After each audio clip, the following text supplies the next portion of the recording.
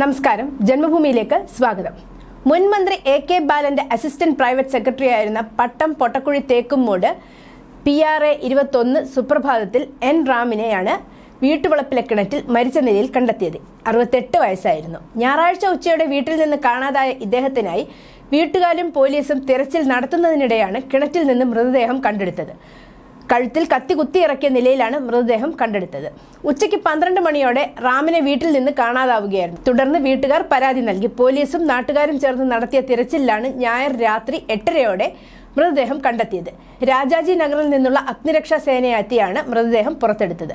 Medical college police കേസെടുത്ത് അന്വേഷണം ആരംഭിച്ചു. മൃതദേഹം മെഡിക്കൽ കോളേജ് മോർച്ചറിയിലേക്ക് മാറ്റി.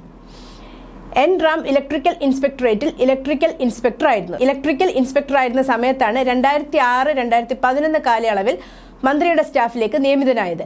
KGOA മുൻ ജില്ലാ വൈസ് പ്രസിഡന്റ് ആയിരുന്നു. ഭാര്യ സരസ്വതി, ശ്രുതി, സ്മൃതി എന്നിവർ മക്കളും അർജുൻ, അനൂപ് എന്നിവർ മരുമക്കളുമാണ്. News desk, Janmabhumi.